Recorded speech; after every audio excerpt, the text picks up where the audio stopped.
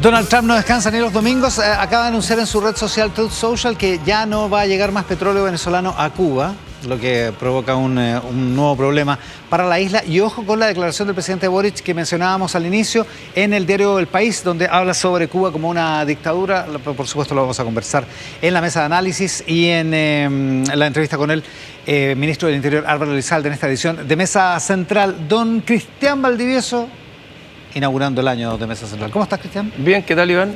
Días difíciles para los que somos veranistas. Está difícil defenderlo. Está difícil defenderlo. Sí, pero, ¿verdad que 36 grados va a ser la máxima? Eso se especula al menos. No es poco. No es poco, sí. No es poco. Calor. Calor. Y todavía falta el gabinete. Sí, y más para los que como tú, igual que Donald Trump, trabajan los domingos también. Imagínate, con 36 grados. ¿Eh? Para quienes trabajamos. Trabajamos. Menos mal que está el aire acondicionado prendido acá, porque si no... Sí, daría duro. Mal. Dicho todo eso, podemos iniciar... Mira, me pusieron una silla hoy día. Mira. Por si me canso. Dicho todo eso, podemos iniciar con la encuesta criteria de esta semana. Sí. Que yo echaba la talla que ya estáis preguntando por candidatos presidenciales para el próximo ciclo. Ya viene, la última lámina. ¿Cuándo empezará? No, en serio, ¿cuándo empezará? No hay encuesta presidencial. ¿Cuándo empezará eso? ¿Cuándo es pertinente que empiece? No, en general, ahora sería de muy mal gusto. En general, al menos después de un año de corrido de la presidencia de la República. Ya, o sea, en marzo del próximo año, y ahí podemos empezar a... Ahora pasa también que a veces la misma gente empieza a especular y como las lunas de miel son cada vez más cortas, pues empieza a producirse un ruido antes de tiempo, pero en general me parece que lo prudente es, al menos después de un año de gobierno. Por lo menos. Ya, veamos la encuesta criteria de hoy. Sí. Y movámonos para acá. Vamos. La silla la pongo acá y ya estamos. Ya, eso.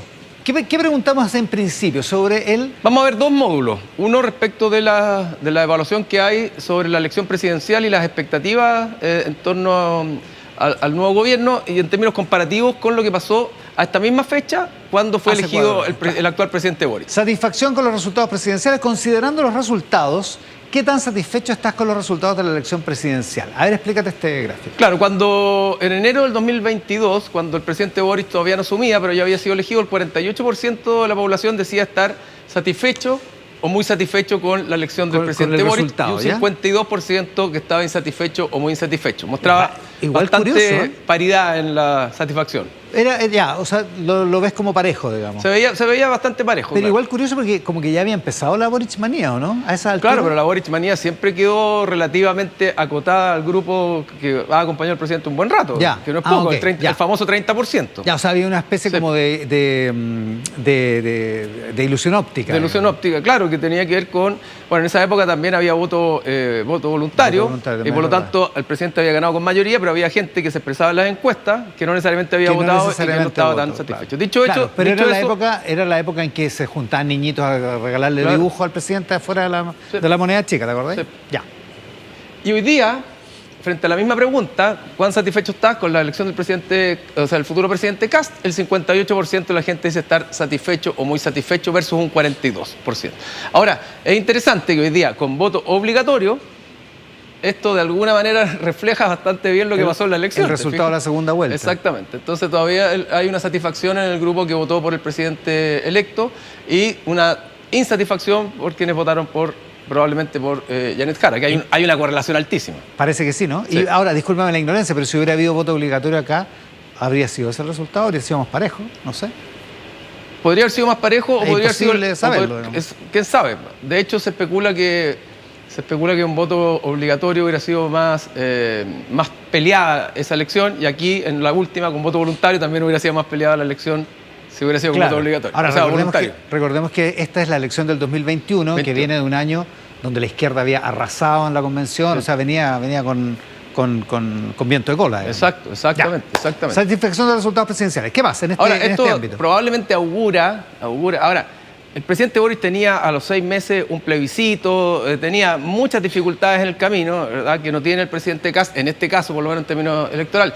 Pero dicho eso, independientemente de eso, esto auguraría que la luna de miel del presidente Kast debiera ser un poco más larga que la muy corta que tuvo el presidente Boric. Claro. Que ya podremos estudiar cuándo terminó realmente. Si en Temucuicui. Si es que efectivamente empezó o no empezó. Exactamente. Ya, siguiente lámina de esta encuesta criteria de esta semana. Percepciones sobre cohesión social tras la elección. ¿Qué tan de acuerdo estás con las siguientes frases? ¿El país está en una senda de reconciliación después de esta elección? Y esto es... Aquí hay dos alternativas, Iván. si la gente está más de acuerdo con que el país está en una senda de reconciliación después de la elección o que el país quedó dividido después de esta elección. Cuando fue la elección del presidente Boric en enero del 2022, cuando medimos... Eso está en rojo. Exactamente. Había una proporción mayor de personas, 39%, que decía que el país había quedado dividido después de la elección y un 32% que decía que estaba en una senda de reconciliación. O sea, que estábamos... Y el resto no tenía opinión. El resto no tenía opinión, por eso no sumación. Un cierto malestar porque se entiende que estar dividido no está correcto. Digamos. Exactamente. Está bien, o también el clima se sentía más polarizado. Más peleado todo. Exactamente. Y ahora es todo lo contrario. Ahora es lo contrario. Hay un 45% que dice que tras la elección el país está en una senda de reconciliación y un 29% que dice que el país quedó dividido después de esta elección. Es interesante este dato a propósito de, digamos, la suerte de inestabilidad en la actitud que ha tenido el presidente electo, que cuando fue electo tuvo un discurso muy convocante, para todos los chilenos, y el último tiempo ha estado más de nuevo tensándose con el gobierno. Pareciera ser que lo que la gente más valora o esperaría es un presidente que busque una senda más de reconciliación, de acuerdo, de convocar más que dividir. Más que un presidente peleador, digamos. Más que uno peleador. O dicho de otra manera, la gente ya superó la campaña y está esperando a un gobierno en acción. Es un buen punto. Ya, otra lámina de la encuesta Criteria de esta semana la vemos con Cristian Valdivieso. Percepción sobre las razones del triunfo de Kast. Y ahí hay dos alternativas, o dos posibilidades. Aquí lo que quisimos jugar o preguntar era en qué medida el voto de Kast o Kast había ganado con un voto prestado versus haber ganado con un voto propio. Entonces, ¿cuál de las siguientes frases representa mejor lo que tú crees respecto a la elección? Un 54% dice que José Antonio Kast ganó porque mucha gente votó por él por miedo a Janet Jara. Ya. Y un 46% dice que José Antonio Kast ganó porque era mucho mejor candidato que Janet Jara. ¿Eso está parejo? No, está inclinado en favor de que ganó más con voto prestado, de alguna manera también. Esos 8 puntos de diferencia son significativos. Exacto. Ahora, dicho eso, 46% es la votación sin llevar base 100 más o menos lo que sacó José Antonio Kast, y es un muy buen número. O sea, ahí se estructura, si tú quieres, el techo de lo que podríamos definir como la aprobación con la que pudiera empezar a navegar el presidente al inicio de su gobierno.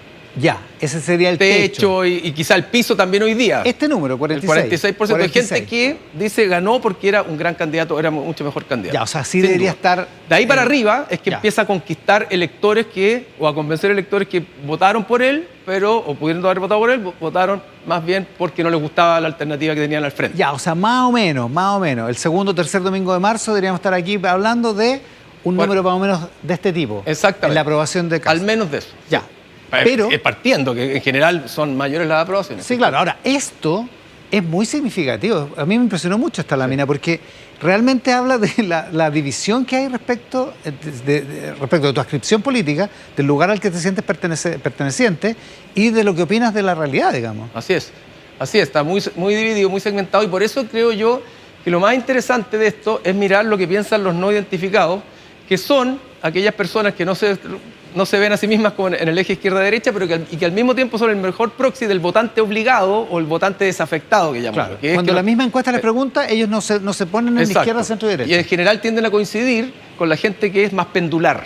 ¿Ya? Y esto también es una señal de que en ese mundo hay un porcentaje importante que siente que la elección fue más bien por miedo a Jara, que fue ganada por miedo a Jara, y por lo tanto aquí es una señal de alerta también respecto de hasta dónde efectivamente lo que se produjo en la elección fue un cambio de clivaje y por lo tanto una adscripción mayoritaria a un cierto nuevo sentido común, si tú quieres, más de derecha, más vinculado al rechazo que la apruebo, o la alternancia también de un grupo que es eminentemente pendular, que hoy día se aumenta por el voto obligado. Que lo comentamos esta semana en la radio y en tu columna ayer en la tercera. Ahora, esto es muy interesante para los que lo están oyendo por la radio a propósito. De la gente de izquierda, el 97% dice que Kast ganó por el miedo a Janet Jara. Exacto. El 65% de la gente de centro dice lo mismo, y en la gente de derecha el 75% dice que Kast ganó porque era mucho mejor candidato. A eso me refiero con esta... Sí. Es bien polar, digamos, Efectivamente, independientemente de por quién votaste, el imaginario de por quién tú crees, bueno, lo vamos a conversar después de la mesa de análisis, pero probablemente la gente que se identifica con la izquierda más doctrinariamente, si tú quieres, debe estar pensando que aquí lo que pasó era más bien que le tuvieron miedo a otra candidata, Claro, y que lo que puede venir a la vuelta de la esquina anticomunismo, es de nuevo la alternancia, porque no es un gran candidato o no va a ser un gran presidente. Ojo Ahora, ahí. esto resuena bien, ojo, resuena bien con la entrevista del presidente Boric en El País de hoy, que el título es muy interesante. Es la izquierda que se... Déjame leerlo bien. Es la izquierda que solamente le echa la culpa al adversario está condenado a diluirse. Sí. Es el título de la nota, una larga nota que hay Sí. en El País, en la revista El País semanal del diario madrileño. Ya, siguiente lámina. Siguiente lámina. Ahora vamos a entrar, tengo la impresión, a Venezuela. Exacto. Sí, porque estamos hablando, tenemos dos coyunturas, ¿verdad? La interna y la externa. Opinión sobre la intervención de Estados Unidos en Venezuela. Y aquí hay total y está separado por bloque político. Claro. Respecto a la intervención del ejército de Estados Unidos en Venezuela y la detención de Nicolás Maduro, ¿cuál es tu opinión de estos acontecimientos? Un 54%. Un 54% dice que tiene una opinión positiva o muy positiva, un 27% que ni positiva ni negativa y un 19% que negativa o muy negativa. Cosa que, como bien decías tú, se representa también de manera muy distinta según si la gente se identifica con la izquierda, con el centro o con la derecha. La izquierda, un 58%, la mayoría, tiene una opinión negativa o muy negativa. En la derecha, el 86% tiene una opinión positiva o muy positiva. Entonces vamos a lo que finalmente está moviendo la política electoral en el último tiempo y que sostiene a los gobiernos o los va debilitando, que son los no identificados o los desafectados. Bueno, en ellos el sentido común predominante es que la intervención, ¿verdad?, fue positiva o muy positiva. Y en ese sentido hay una sintonía de alguna manera con quienes han, no sé, bueno, después lo vamos a conversar, pero avalado la extracción de Maduro. Claro. y la opinión que tiene este grupo de personas. Si miras a los no identificados o miras el total, estarían más de, si le pones el tuit de José Antonio Cast y el tuit de Boric ese sábado, Sí. estarían más de acuerdo con el tuit de Cast, por decirlo así. Muy buena intuición porque lo vamos a ver en la próxima lámina. Viene en la próxima lámina, exacto, ya. Sí, absolutamente, claro. Se me olvidó. Va en ese sentido. Ya. Pero lo interesante, de nuevo, siempre estemos mirando a los no A los no identificados, alineados. más aún en la lógica del voto obligatorio. Ya, motivaciones para la intervención de Estados Unidos.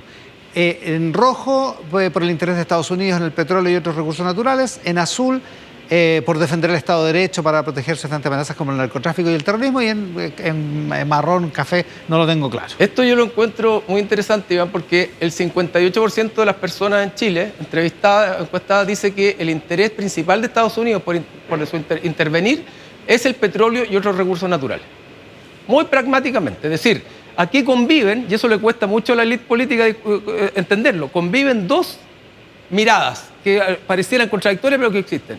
Estoy contento con que hayan sacado a Maduro y al mismo tiempo tengo claro que el interés de Estados Unidos es el petróleo mucho más que proteger a Venezuela frente a la amenaza del narcotráfico y el terrorismo, porque eso lo marca solo un 25%. No hay ninguna nobleza en esto, pero a pesar de eso, igual estoy de acuerdo. Exactamente.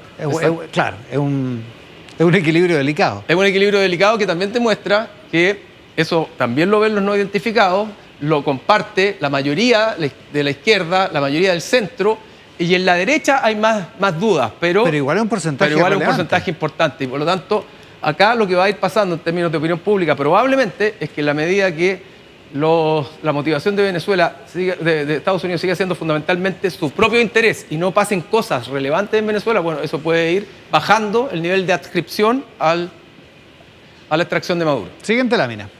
Entonces, aquí está, las posturas frente... Las acciones militares realizadas en Venezuela son motivo de preocupación y tienen que ser rechazadas, porque esto solo puede resolverse por el diálogo y el derecho internacional, estoy resumiendo.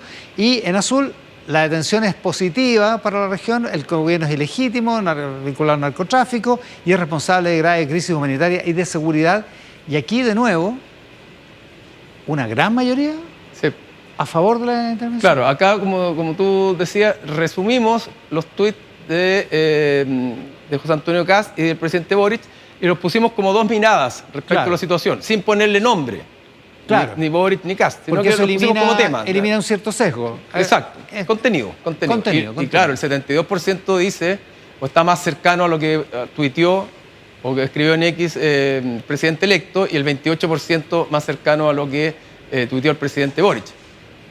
Y eso también se divide por izquierda, centro y derecha, donde la izquierda es la que está en una mayor proporción más cerca de lo que dice Boric, claro. 72%, La derecha, ni qué decir, el 94% está más cerca de lo que dice el presidente electo. El centro también está mayoritariamente en sintonía con el presidente electo y los no identificados también. Hoy día, el sentido común, si tomáramos que este sentido común se divide entre lo que está opinando el presidente Boric y la posición que tiene el presidente electo Kast, la mayoría está con la posición del presidente electo Kast en este momento. En ese cruce sale ganando Kast. En ese cruce sale ganando Kast. Porque el sentido común, como dices tú, está de acuerdo con él. Porque el sentido, exactamente, y porque lo que hay de fondo es que Nicolás Maduro, independientemente del segmento de la población, se había convertido realmente en un demonio. Entonces, el puro hecho de haberlo sacado ya genera una mirada positiva, independientemente de que los intereses de Estados Unidos pueden ser otros. Es interesante el punto, porque en algunas encuestas, que no me acuerdo si Criteria lo hizo, pero cuando se han estudiado los líderes internacionales, Bukele salía como el más respetado en Chile y Nicolás Maduro normalmente salía como al último. Pésimo. Un 1%, o sea, ni siquiera la izquierda valora a Nicolás Maduro, ni la gente que se identifica con la izquierda. Es decir, la gente que se identifica con la izquierda hace un juego racional de criticar a Estados Unidos, pero no necesariamente de estar en contra de que hayan sacado a Maduro. Nadie defiende a Nicolás Maduro. Ahora, ¿cómo juega esto con la política chilena? ¿Qué ha pasado durante toda esta semana? ¿Cuál fue la profundidad de la disputa entre el presidente electo y el presidente en ejercicio? Lo vamos a conversar en la mesa de análisis cuando a Cristian Valdivieso se le una, Claudia Álamo y Angélica Bulnes en esta edición de Mesa Central. Hacemos una pausa y volvemos de inmediato por el 13 en simultáneo con T13 en vivo, nuestro canal de noticias y por Tele13 Radio. Pausa y volvemos. Sigue Mesa Central por el 13, por T13 en vivo, nuestro canal de noticias, por Tele13 Radio, también todo en simultáneo en todas nuestras plataformas. Esta edición de Mesa Central con Cristian Valdivieso, ya lo presentamos, y con Angélica Bulnes y Claudia Álamo. Bienvenidas al primer capítulo del 2026. Así que no es el es. primer capítulo de esta temporada, porque la temporada comienza en marzo. No, es y todavía ya no se puede decir feliz año y esas cosas, ¿no? Ya no. Feliz año. 11 de enero Al no. 11 de enero. Al 11 de enero no. Hasta Yo el sigo 12. hasta como el 11 de 20. enero. Yo también hasta el 12. Iván me odia por eso, Dicho pero... eso, Sí. dicho, no sé por qué, pero Cristian, también hiciste... No, ¿También? así. ¿Ah? Saludos para ¿Feliz el año cambio nuevo? de año. No. No. ¿Viste? Solo la noche Yo no año saludé nuevo. ni siquiera el año nuevo. A mí todo, la vida es continua completamente. Los Ya. otros son ritos de No paz. cree- Esa es creen buena, esas cosas. esa es buena. Ni siquiera da abrazo el 31 de diciembre en la noche. Venezuela se metió en la política chilena, Claudia. Venezuela se metió en la política del mundo. Bueno, claro, por cierto. Claro, en ese sentido sí. Entró en la política chilena cuando uno finalmente va a ese vértice en la cual el presidente electo dice que se alegra de la captura de Nicolás Maduro y en la cual el presidente Gabriel Boric no solo marca un punto de inflexión respecto de esa mirada, sino que se une con otras voces de América Latina en una declaración conjunta y también de España, ¿no? Pero, claro, entra... Yo creo que es importante tratar de ver cómo entra, porque si entra simplemente respecto de la figura de Nicolás Maduro, esa es una capa. Lo importante es ver cómo va a afectar en términos futuros. Lo que está en despliegue acá es una estrategia de Donald Trump que es regional. Esto no es solamente acotado a Venezuela, esto ya tiene una traducción en México, tiene una traducción en Colombia. Vimos una entrevista del presidente Petro en el diario El País que era realmente bien impresionante, porque ahora se amaban, después que lo trató enfermo.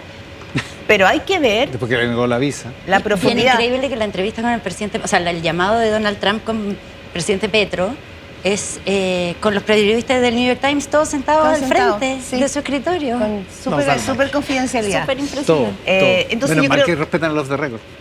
Yo creo que esa es probablemente, más allá, digamos, de la división que pueden haber en sectores de izquierda y de derecha, porque finalmente se da ahí respecto a la figura, y lo mostrabas tú, creo que tenemos que esperar que baje la agua y ver qué significa esto para la región y qué rol juega Chile. Y ahí después haremos el punto, pero ahí el canciller será una figura muy relevante en el próximo gobierno. El canciller del próximo gobierno, El canciller no del el canciller próximo actual, gobierno. que ya ha tenido lo suyo. Sí. Ahora, como sea, decidieron los dos presidentes, el electo y el en ejercicio, decidieron reaccionar ese sábado en la mañana. Decidieron los dos reaccionar ese sábado en la mañana y decidieron los dos reaccionar de manera bastante distinta.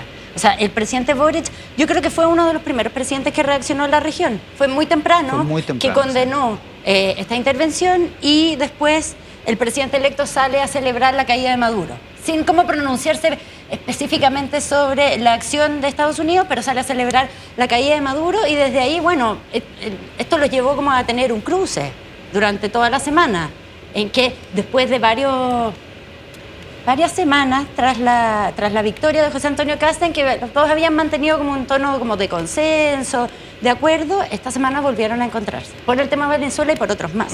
Porque Si bien yo diría que esta semana José Antonio Kast ocupó bastante la agenda, el presidente Boric vuelve a aparecer una entrevista el viernes en Súbela y ahora tiene una entrevista en El País Semanal en que se refiere, entre otras cosas. La entrevista del País Semanal es antes de los acontecimientos. Antes de los acontecimientos, sábado, son 3 sesiones que hicieron, la última fue un poquito después de la segunda vuelta. El 18 de diciembre, sí. Claro, pero igual habla de Cuba, dice por primera vez, me parece que dice que Cuba es una dictadura. Sí, es una frase bien concreta. Yo creo que no lo había dicho nunca, realmente. Dice, le enreda la situación de Cuba porque habla sobre Venezuela, habla sobre Nicaragua. Dice, no me enreda nada lo de Cuba. Dice, Cuba vive una situación bastante parecida. Hoy día en Cuba hay escasez de comida, de medicamentos y cuesta moverse en transporte. En fin, dice, es muy claro que en Cuba no hay una democracia, es un régimen de partido único, no hay libertad de expresión. Eso, desde cualquier punto de vista, es una dictadura. Sí, categórico ahí. Me parece que es primera vez que lo dice Como de esa manera. Sí, claro. Había sido crítico, pero que usa la palabra dictadura. Pero lo que quiero decir es que hoy día, tal vez como hace bastante tiempo, el mundo, lo que está pasando en el mundo, y ya no solo Cuba, Venezuela, va a ser súper protagónico en lo que viene. Viene siéndolo, pero después de la intervención de Donald Trump en Venezuela, ahora estamos viendo si va a haber una intervención en Irán. O sea, hay una serie de protestas en Irán y estamos viendo... Donald Trump está amenazando con intervenir. Esta semana volvió a hablar de manera cada vez más enfática sobre que quiere apoderarse de Groenlandia. Por las buenas o por las malas. Exactamente. Sí. Pero yo creo que a mí de repente lo que me ha faltado en el análisis en Chile, porque estamos hablando de si acá se saltaron o no el derecho internacional. Y esa es una discusión muy válida. Pero cuando uno mira la prensa norteamericana, cuando uno ve el detalle de cómo se dio esta operación, cuando uno ve el rol que tuvo la CIA para que finalmente el presidente Donald Trump decidiera mantener al chavismo a la cabeza, porque acá sacaron a Nicolás Maduro, pero el edificio no se ha movido 1 milímetro. Cuando vemos los análisis geopolíticos que están haciendo los grandes analistas, nadie solamente plantea acá el nuevo ordenamiento mundial que esto significa. Esto no es solamente la sacada de un dictador que se apropió de la última elección con Nicolás Maduro y nadie lo duda, sino que siento que acá nos falta la mirada de lo que implica este movimiento a nivel mundial. Acá hay una nueva doctrina que implica ahora a sus países cercanos, hay amenazas a Colombia, hay amenazas a México, pero vamos a ver cómo va a bajar, porque Donald Trump miró a América Latina como un lugar propio y necesario. Entonces, no sé si la discusión se queda solo en si acá se violó el derecho internacional, que a todas luces se violó el derecho internacional, sí, claro, o si correspondía porque no había otra manera de sacar a Nicolás Maduro. Yo creo que tampoco había otra manera. Que tampoco. Pero estamos mirando lo de fondo, las declaraciones que ha hecho Donald Trump estos días, el despliegue de su performance, las declaraciones que ha hecho su secretario de Estado Marco Rubio, el hombre más poderoso. Declaraciones hasta hoy en la mañana, ¿eh? Acaba de decir que no le va a mandar más petróleo venezolano a Cuba. Esto provoca en Cuba un problema mayor. O sea, una crisis humanitaria. Claro. Eso le da espacio a quienes han criticado la intervención, porque decir que finalmente la intervención, su único objetivo es que Estados Unidos quiera apoderarse del petróleo. Ahora, volviendo a la política nacional, yo creo que al presidente Boric le faltó ser más claro en su tuit, a propósito de lo que miramos, su mala evaluación de Nicolás Maduro y la idea de que este era un dictador que había que sacarlo de alguna manera. Y creo que las dos cosas se pueden separar, porque la intervención es una cosa, el derecho internacional, y otra cosa es que Maduro nadie veía que había otra forma de sacarlo. Entonces creo que le faltó eso, y en eso el presidente como que se aleja un poco de cierto sentido común que veía en Nicolás Maduro la primera piedra de tope para cualquier cambio. Y segundo, el presidente Kast, yo creo que esto que llegó para quedarse, el presidente electo también, creo que tiene que tener ojo con abrazar demasiado a Estados Unidos, porque vamos a vivir un nuevo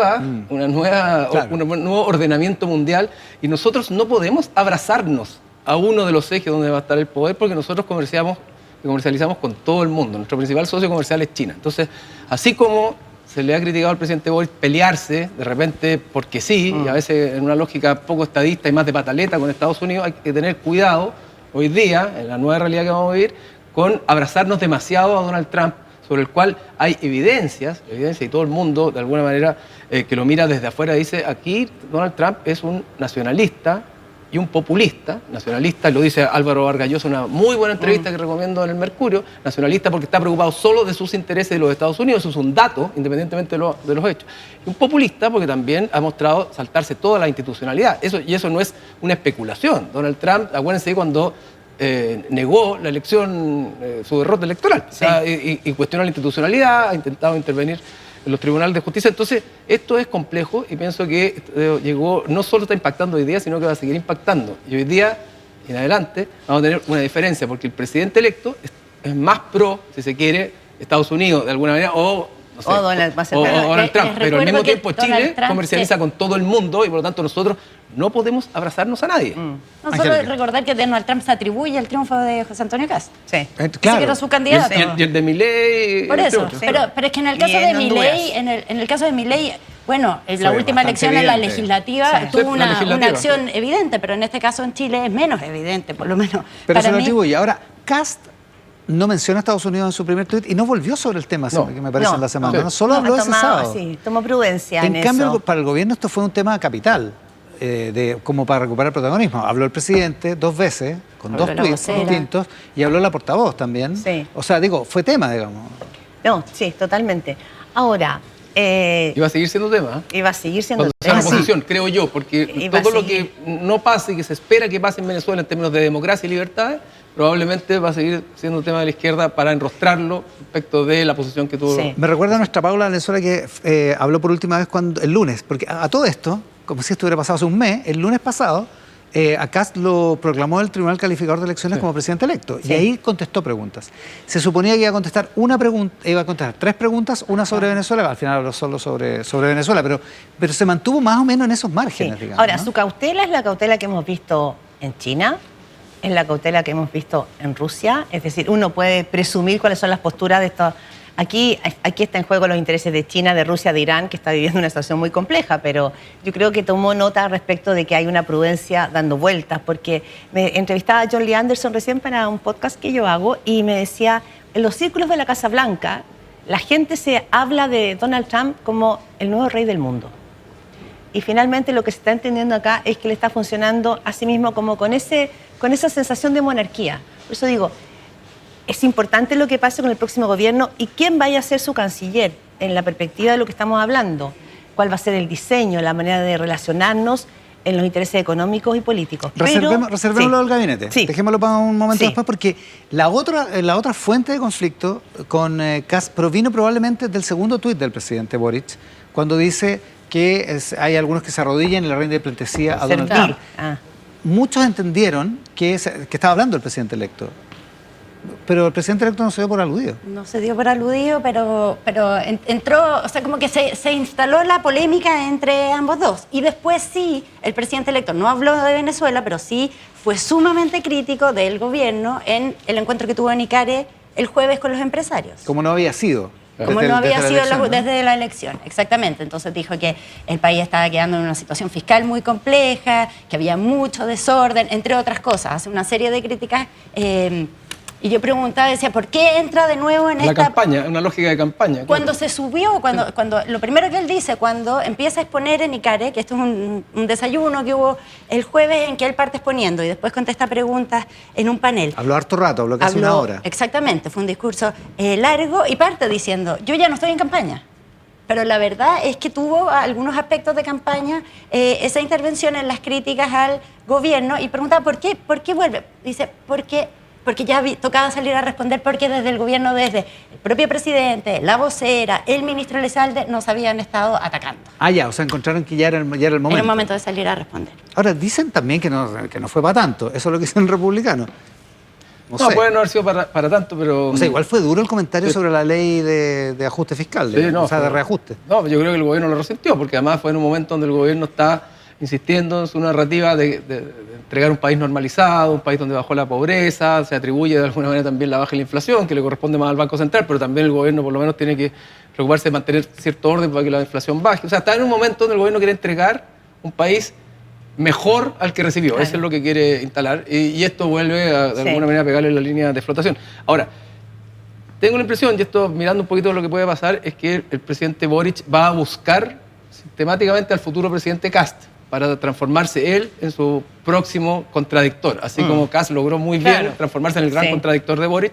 Y lo de Venezuela, y particularmente, y de los Estados Unidos, y toda esta dinámica, pareciera ser que va a ser uno de los hilos sobre los cuales Boric en la oposición, Boric eventualmente futuro candidato, porque tendrá que posicionarse si eso es lo que quiere, va a buscar confrontar al Es futuro presidente interesante lo Kast. que tú dices, porque quizás eso descorre el velo de lo que vamos a ver en los próximos semanas y días hasta que asuma José Antonio Kast el 11 de marzo. El choque de narrativas. Claro. El choque de una narrativa de un gobierno de emergencia que volvió a quedar muy claro en ICARE el jueves, muy claro, marcando, ¿no es cierto?, la recuperación de la economía. Se subió Jorge Quirós, su nuevo ministro de Hacienda, para explicar cómo se va a hacer.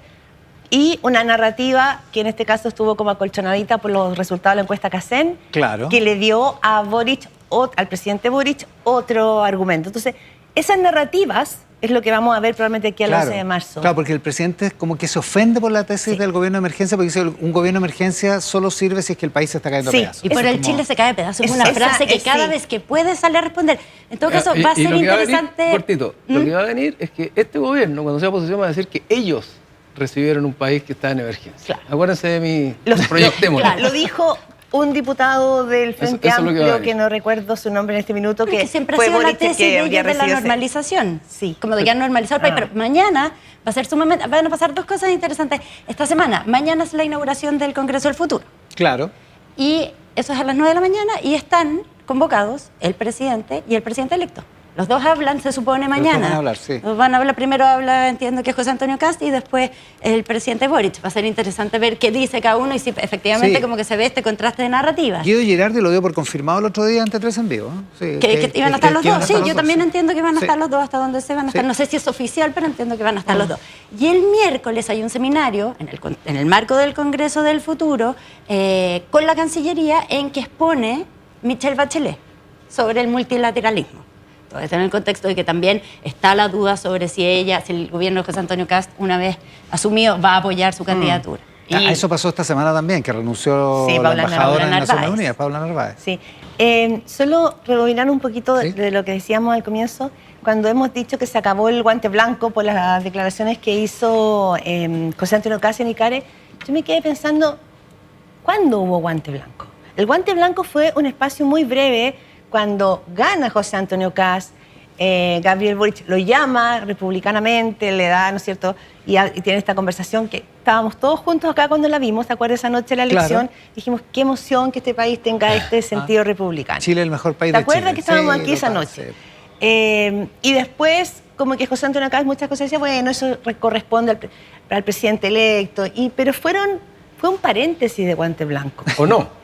O fue un paréntesis de, no sé, ¿Cómo pero no? de No, porque a lo mejor está develando una tensión en el mundo republicano de cara al gobierno. Un sector que quiere empujar una narrativa más, digamos, Confrontacional. Más con- claro, una más Sí. republicana que invita a todo el mundo Sí. al diálogo, a la no confrontación. Republicana en el sentido ya. Y otra que El sentido general. Claro, Sí. y En otra el que tradicional.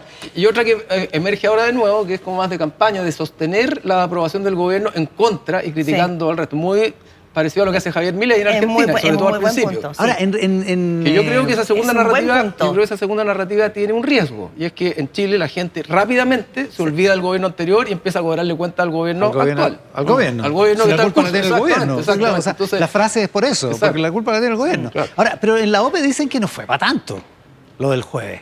Que fue una frase sobre la ley de amarre. Bueno, Sí. esa batalla la perdió Nicolás Grau. Sobre la ley de reajuste fiscal. Y fue solo eso, que en el resto no hubo menciones Pero al gobierno. habló de un gobierno de improvisaciones, de un gobierno que finalmente Sí, estaba fue más de una declaración. aprovechando el tiempo final para mandar leyes porque no... Que es la misma frase sobre la ley. Claro, exactamente, Que estaba pero- aprovechando para cosas que no había alcanzado a hacer en los 4 claro. años. Y yo creo que si miramos como en perspectiva, la tensión en Boric Kast viene desde la elección anterior. Recordemos que ellos llegaron a la segunda vuelta y la tensión que veíamos quedó establecida desde allí. Tanto fue así que en algún minuto de esta campaña para Janet Jara era muy incómodo porque finalmente ya deslucía porque era Gabriel Boric el que estaba enfrentándose al candidato Kast. Y ¿te acuerdas? Lo conversábamos aquí. Y Janet Jara quedaba en un lugar muy incómodo y hubo reclamos a la moneda para que el presidente diera un paso atrás porque la protagonista era la candidata. Ahora, después del asunto en ICARE, habla José Antonio Kast, le contesta a la portavoz, pero el presidente decía el día siguiente, en la entrevista de Súbela, decide hablar. Duro.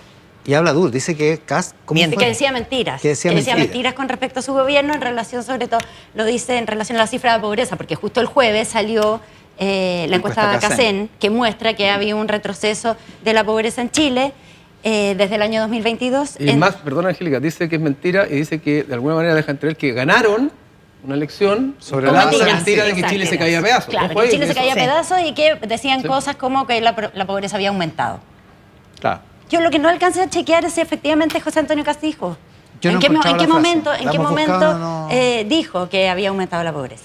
Pero eso es lo que le atribuye al presidente. Entonces ya sale, y además sale, no es una crítica como velada, sino que abiertamente habla sobre la candidatura de José Antonio Cast y las cosas que decía. Va a estar el ministro del Interior, Álvaro Elizalde, para que hablemos de algunas de esas cosas en el siguiente bloque. Que fue el primero que dijo, ya rápidamente José Antonio Cast se sacó el traje.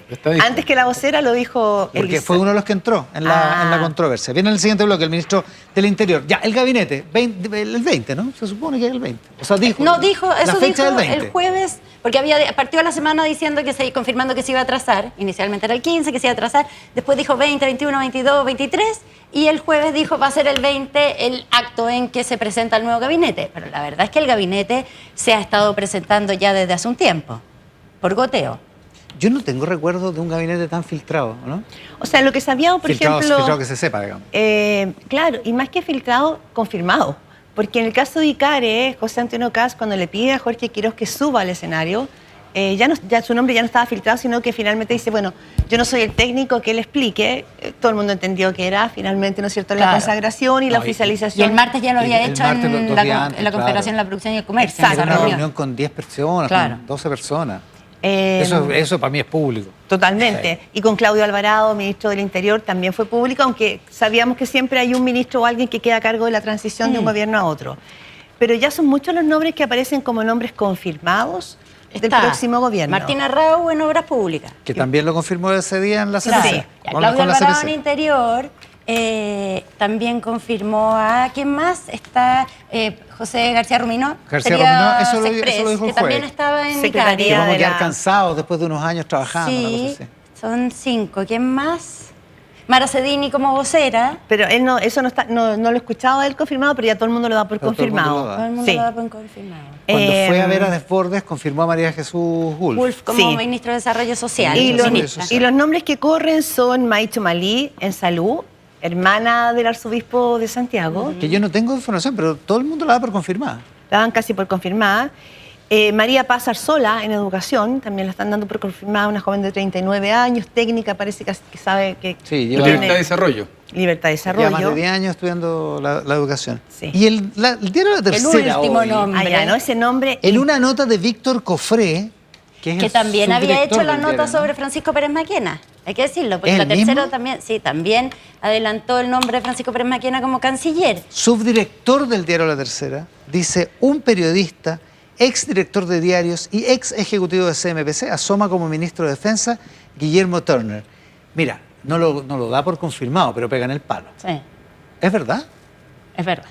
¿Es verdad? La Coneja tiene información Ahora, de que es verdad. es tan verdad, es verdad como que salió La Tercera. Es verdad que es verdad que se está pensando en ese nombre. Lo que pasa es que acá hay que aclarar, la gente no está nombrada hasta que está nombrada. Sí, o sea, todo puede pasar en los próximos... Hasta que lleguemos a la ceremonia y alguien lea el nombre. Claro, todo puede pasar en los próximos 9 días, pero de que se está pensando en ese nombre seriamente, porque ¿cuál es la...?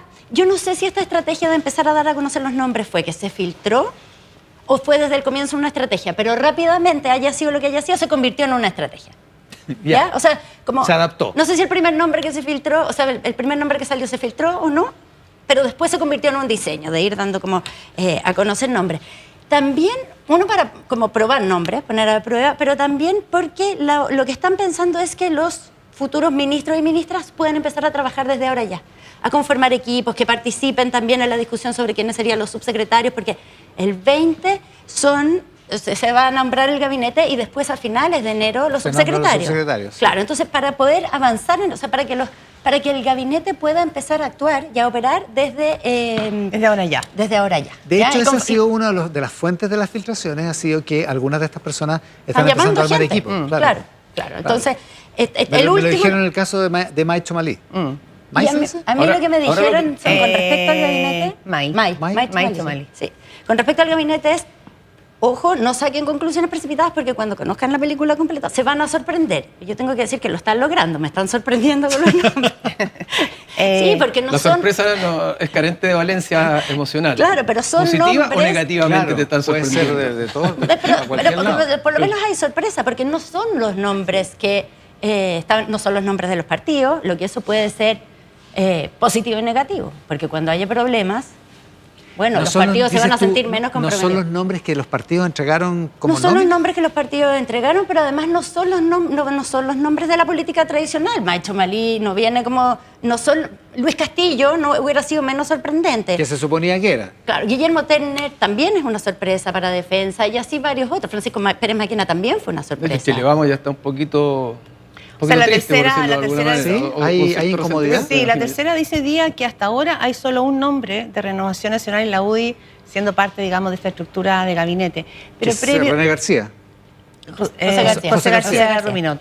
Pero previo a esto, esta estrategia de ir soltando nombres de a uno, generando además, yo creo que son señales también a los sectores, en este caso al sector empresarial, frente al cual José Antonio Kast se ha reunido desde el día 1. Acuérdate que el primer viaje de Argentina fue con la CPC y la SOFOFA.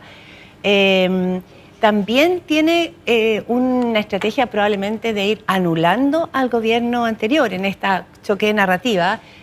El presidente Gabriel Boric como que no ha tenido espacio en la agenda, es como que el gobierno, más allá del pato cojo no, en términos visuales o de contenido, ha tenido muy poco pie de juego. Hoy día el factor está puesto sobre la figura de José Antonio Kast y su próximo gobierno. Quedó el gobierno como patinando un poco en el aire. Creo Un gobierno, sí. Como que no estaba... Me llama la atención que perdió el gobierno agenda. no le sacó brillo en nada, a lo del litio, al acuerdo de Codelco y SQM. Sí. A lo mejor porque tiene mala conciencia, no sé, pero no le sacaron nada de partido. Y eso que el presidente pidió ir a la ceremonia, no lo habían invitado. Y ese día dijo, Claro. ¿sabes qué? Esto es importante, quiero ir. Y llegó, creo que era en la Biblioteca Nacional. Cuando se presentó, ¿se acuerdan que se presentó el director y todo? Sí. El presidente pidió ir, pero el gobierno no le sacó partido. Sí. El gobierno no ha hablado nada, no se escuchó a la ministra de Minería, no se escuchó... Bueno, y la nadie. CACEN tampoco tanto, ¿no? Es bien importante la entrega de los La CACEN es resultados de la superimportante, CACEN y sí. sobre todo más los resultados que muestra, que hay un retroceso de la pobreza, una nueva metodología, como más exigente, una serie de cosas. Sí. Sí. Y Yo respecto- creo que ahí veo ahí al gobierno con poca fuerza para poner los temas, como al gobierno con poca claridad respecto y al sector en su conjunto, poca claridad cuál es la línea directiva que va a predominar. Y yo creo que hay algo de mala conciencia, como dice Iván, o de no conformismo total, Claro, esta cuestión del inconformidad. litio, de verdad, y SQM, esta cuestión de la reforma previsional, pero donde las AFP terminaron fortalecidas y con más dinero para invertir. Creo que ahí hay algo que no caja bien. Pero además veo, o creo que lo que se ha destruido mucho en el mundo de la centroizquierda y de la izquierda es la intelectualidad, la inteligencia de la izquierda. O sea, ¿qué intelectuales de izquierda, cuáles son los centros de estudio hoy día Están del mundo de la pensando. izquierda que están defendiendo, por ejemplo, la disminución de la pobreza en la encuesta CACEN? ¿Cuáles son los que están discutiendo Sí. respecto de que efectivamente el país estaba en una situación compleja, pero resulta que el gobierno lo ha sacado de esa dificultad? ¿O qué Está el dirigentes gobierno, políticos están los están? políticos del gobierno, están tratando de defender esta situación y no hay inteligencia. Muy distinto a lo que pasa en la derecha, que lograron articularse con muy buenos centros de estudio y de alguna manera esos centros de estudio, claro, es lento, pero han logrado ir cambiando una suerte de sentido común dominante. Lo que tenía Es la un buen concertación, punto, los ministros están un poco solos en solos. eso. Lo que tenía la concertación era un nivel de respaldo intelectual, de inteligencia, de centro de estudio que le daban peso y sostén técnico a las decisiones políticas. Hoy día las Totalmente. decisiones parecen todas políticas Claro. y el sentido común dominante incluso te está diciendo hoy día que parece que la pobreza no bajó tanto Sí. y no tienen cómo defenderla. Bueno, ahí viene una discusión técnica de los deciles, de dónde bajó y dónde subió. Te están diciendo que Pero la hay un reforma número educacional está siendo significativo, un desastre, claro. que la reforma educacional y que la paz lo que muestra es que la inclusión no ha servido de nada.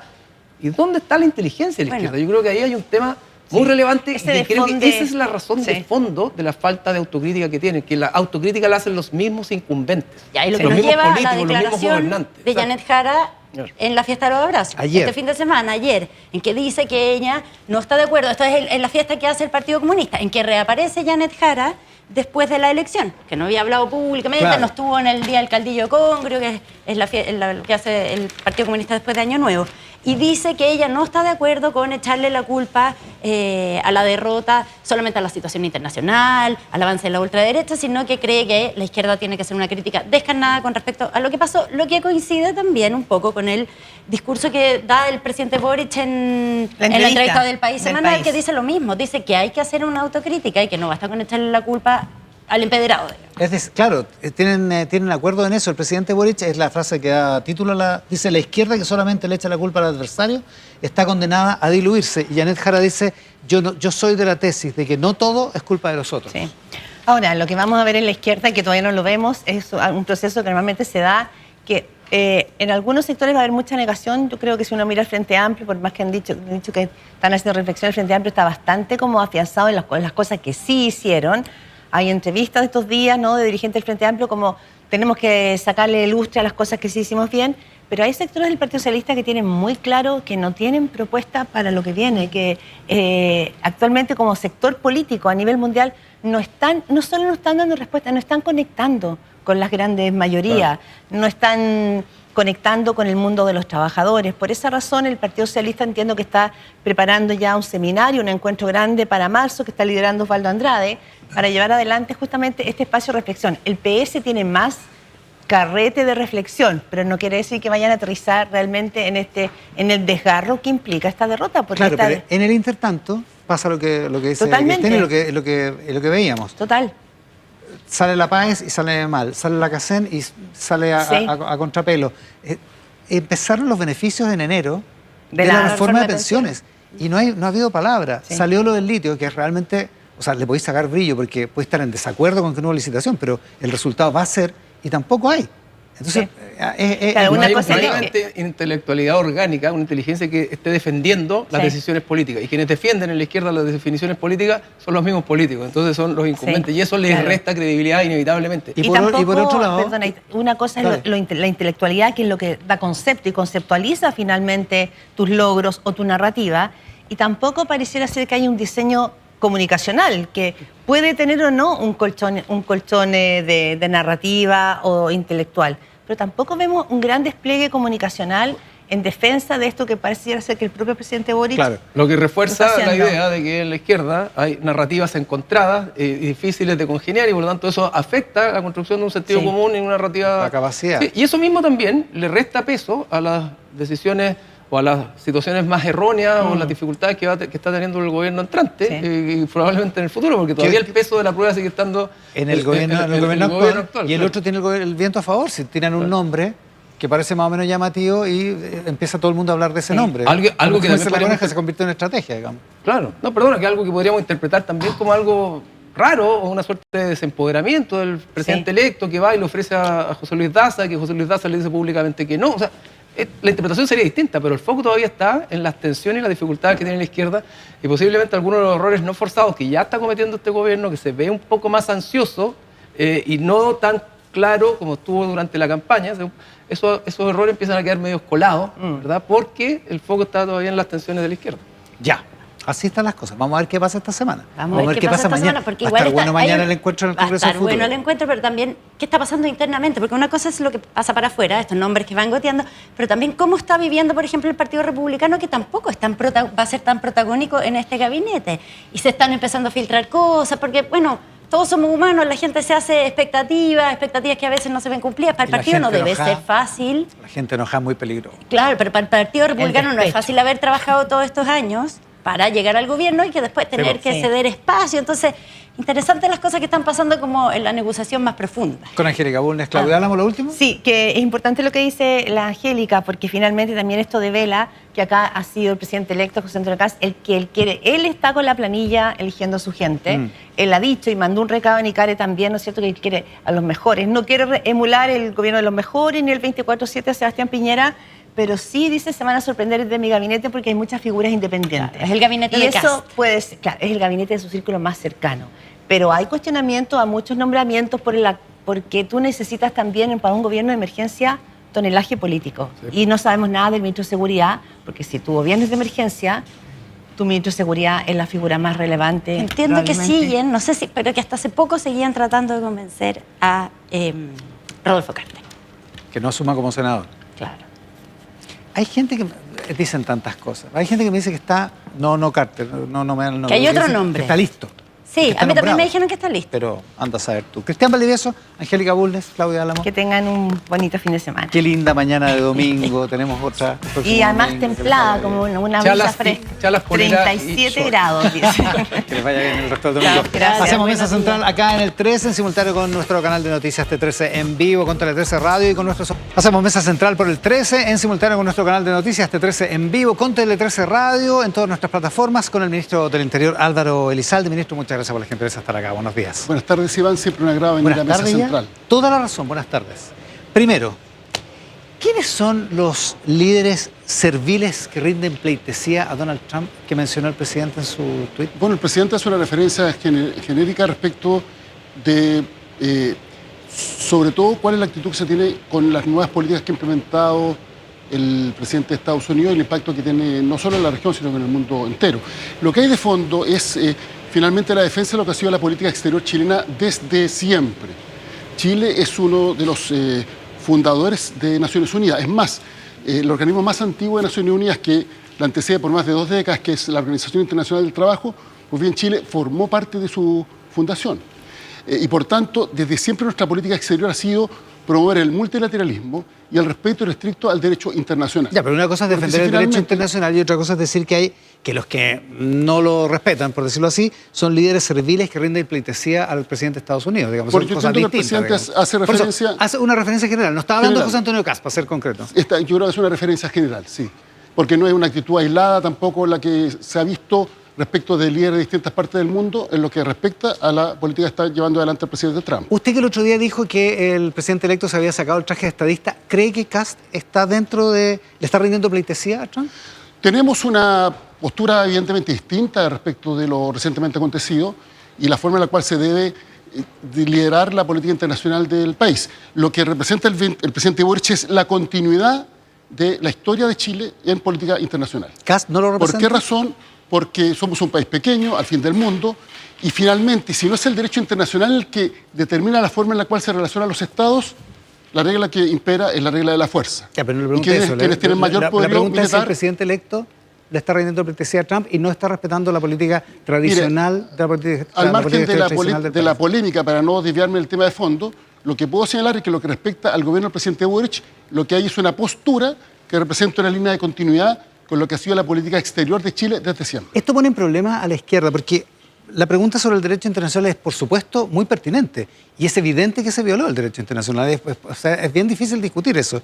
La pregunta es, ¿cuál era el camino del derecho internacional? ¿Qué acciones podía haber en el marco del derecho internacional que hubieran terminado con la crisis venezolana? Porque durante prácticamente los últimos 15 años no se había logrado. ¿Y usted cree que la crisis se ha solucionado? Pregunto. ¿Perdón? Todos esperamos que Venezuela avance hacia una verdadera democracia. Y por lo demás, el presidente Boric ha sido explícito. Fue uno de los primeros mandatarios, el jefe de Estado en el mundo, que no solo no reconoció el fraude cometido en Venezuela, sino que ha sido muy crítico respecto de la violación sistemática de los derechos humanos que se produce en Venezuela y ha hecho un llamado a la importancia de avanzar hacia una transición democrática.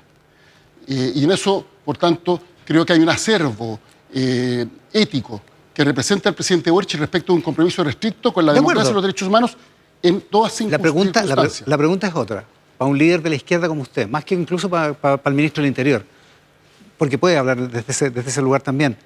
¿Cuál era el camino del derecho internacional? Porque usted me dice, ahora entendí lo que me dijo, usted dice, ¿ahora está solucionado? No, eso quiere decir que el problema no tiene solución, entonces dejémoslo ahí. No, en absoluto, pero yo entiendo cuál es el punto y cuando se esgrimen buenas razones para violar el derecho internacional se siente un precedente que es muy complejo para lo que venga después y ese es el punto. Es decir, hemos visto cómo los ojos del presidente Trump ahora no están dirigidos hacia Venezuela, sino que están dirigidos hacia Groenlandia. Groenlandia forma parte del Reino de Dinamarca, forma parte de la OTAN. Hay un tratado que establece que finalmente cualquier atentado contra la integridad territorial de un Estado de la OTAN implica que todos los países de la OTAN tienen que defenderla. Y Estados Unidos lidera la OTAN. Entonces son esas contradicciones las que finalmente hacen que estemos en presencia de políticas poco consistentes que sientan un precedente, insisto, respecto de los países que no tienen poderío militar para poder imponer su voluntad a través de la fuerza. ¿Cuándo Y fue? por tanto el mundo queda a merced de 2, 3 potencias, 4 excepcionalmente, que finalmente imponen en sus respectivas áreas de influencia geopolítica y geoeconómica su voluntad sin ningún tipo de contrapeso. De acuerdo. Y por tanto el mundo tiene que organizarse de una manera distinta y por eso Chile ha sido históricamente un defensor del respeto irrestricto al derecho internacional. Y no hay duda de que esa ha sido la política exterior tradicional. Ahora, en el 98, como la política exterior tradicional ha sido pedir el respeto del derecho internacional, el gobierno de ese momento se opuso a la detención de Pinochet en Londres. Una buena parte de la izquierda la aplaudió. Ahí no importaba el derecho internacional. De hecho, a Baltasar Garzón este gobierno lo condecoró. Hay una aparente contradicción en eso. Sí, hay una diferencia desde el punto de vista jurídico en todo caso, que es finalmente que cuando se viaja a un país, uno está aceptando someterse a las reglas del país respectivo. Aquí no es que se viajó a Chile a detener a un ex dictador, sino que viajó Pinochet a Londres y fue detenido en Londres en virtud de los acuerdos que existían dentro de los países europeos. En ese tiempo, no olvidemos, Reino Unido todavía era parte de la Unión Europea.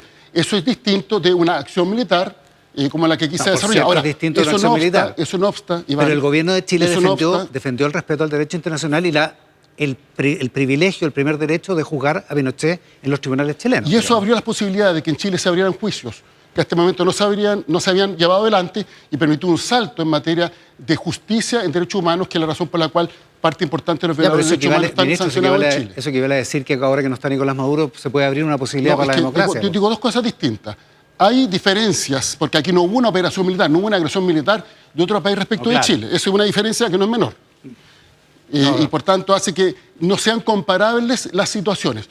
Cuestión distinta es que como principio el óptimo siempre es que en el caso de violación de los derechos humanos se aplique la justicia interna y por eso el tratado que establece la Corte Penal Internacional establece siempre como primera instancia que el propio país haga la pega, por decirlo de alguna manera, y sancione a quienes han cometido graves violaciones de los derechos humanos. Y en caso de que eso no sea posible, entonces se puede recurrir a instancias internacionales. Podríamos seguir por ahí, pero no vamos a seguir por ahí. Quiero hacerle otra pregunta. La ministra Camila Vallejo dijo esta semana que lo próximo podría ser el cobre del litio. Esto es a propósito de los apetitos de Donald Trump. ¿Esa es la posición oficial del gobierno, que hay riesgo de la política de Donald Trump para nuestros recursos naturales? Lo que ha dicho el gobierno de Chile es claro. Finalmente, si se pasa a llevar el derecho internacional con buenas o malas razones, ese no es el punto, se siente un precedente para que finalmente se imponga la voluntad del que tiene el poderío militar para, en su respectivo ámbito de influencia, en su respectivo hemisferio, en su respectivo área de influencia geopolítica o geoeconómica, imponer, insisto, su voluntad. Y eso es un precedente muy complejo respecto de toda América Latina, y por cierto Chile no es una excepción.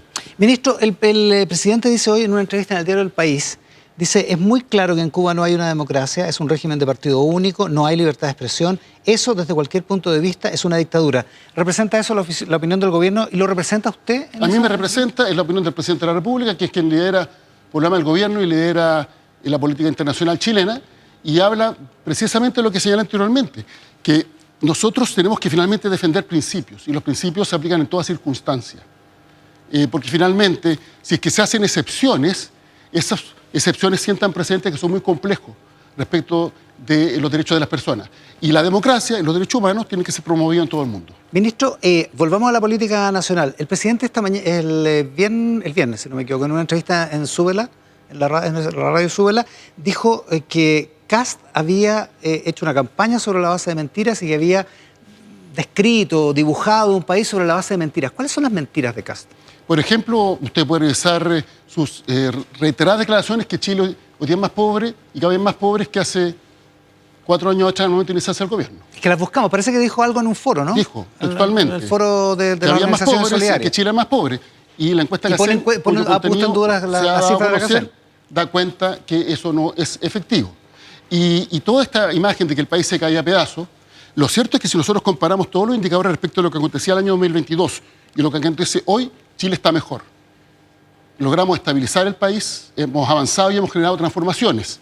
En materia de seguridad, sin ir más lejos, el año 2021, 56.000 ingresos irregulares. Hemos reducido en más de un 50%, 54% aproximadamente esa situación en virtud de las medidas que hemos implementado. Vamos a la zona sur, la zona de las provincias de Biobío, Arauco, la región de la Araucanía, también los lagos y los ríos. Hemos reducido en casi un 80% los eventos de violencia rural, conforme al informe que realiza Carabineros, que hace seguimiento de esta información. En homicidios todos los años iban al alza, salvo el año de la pandemia. Se ha logrado contener el alza del homicidio y ya estamos en el periodo de baja. Y en lo que respecta a la sanción efectiva, el año 2021 había 39.000 y fracción personas privadas de libertad, llevamos en 63.000, porque hemos endurecido las leyes para efecto de que quienes cometen, sobre todo delitos graves y delitos violentos, respondan ante la justicia y estén donde deben estar, es decir, privados de libertad. Ahora, podríamos citar cierto, lo mismo respecto de objetivo. economía, inflación, crecimiento, las condiciones macroeconómicas en las cuales recibe el nuevo gobierno distan mucho Desafortunadamente, de lo que déficit acontecía el fiscal año no se puede 2022. mencionar en eso, pero bueno. Pero el año 2022, sí, pero el año 2022 estamos hablando de 11 puntos de déficit entre el Sí, bueno, pero es que presupuesto venía del comprometido. 2021. Pues, Está bien, ministro, ¿no? pueden haber razones que en alguna medida expliquen por qué se había producido una situación. Pero lo cierto es que había inflación descontrolada, déficit fiscal, y se hablaba de que iba a haber esta inflación, es decir, recesión con inflación. Y producto a la conducción del ministro Marcel, bajo el liderazgo del presidente Boric y también el ministro Grau, eso no ocurrió. Y hoy día tenemos un país en donde hay mejor convivencia, se restableció el diálogo democrático y por tanto, de acuerdo a todos estos parámetros, estamos mejor que hace 4 años atrás, no cabe ninguna duda. El punto es que el nuevo gobierno entonces asume en mejores condiciones. Ahora, dicho eso, ¿O usted cree, perdón, que Chile se cae de pedazos? pero si no importa lo que yo crea, lo que digo es que importa lo que cree una parte del país que piensa que esos datos objetivos que usted menciona, la disminución de los atentados, en fin, el tema macroeconómico, tal como usted lo ha presentado, da todavía para pensar que el país se cae de pedazos, o da para pensar que hay una situación de emergencia o de crisis, digamos, Sí, pero al respecto que es de el los relato del comentarios, presidente al electo. respecto a los comentarios, me parece muy bueno su punto de vista. En primer lugar, obviamente, la subjetividad no es irrelevante, No, pues. pero al mismo tiempo, eso no obsta que, a mi entender, el debate político y el debate democrático debe darse sobre la base de verdades y no de las verdades, fake news o simplemente falsedades. Porque si finalmente nosotros evaluamos el impacto de las políticas públicas y no lo hacemos sobre la base de información oficial, contrastable, verificable, entonces se pueden hacer afirmaciones que son irresponsables que pueden llevar a tomar malas decisiones. El presidente electo criticó la ley de amarre, la llaman. La ley de reajuste fiscal, la ley miscelánea, la ley ómnibus, póngale usted el nombre que quiera, porque dice, están a última hora haciendo cosas que no han logrado hacer en los últimos 4 años. ¿Pero a qué se refiere en particular? ¿Al punto específico respecto a los funcionarios públicos en la ley de reajuste?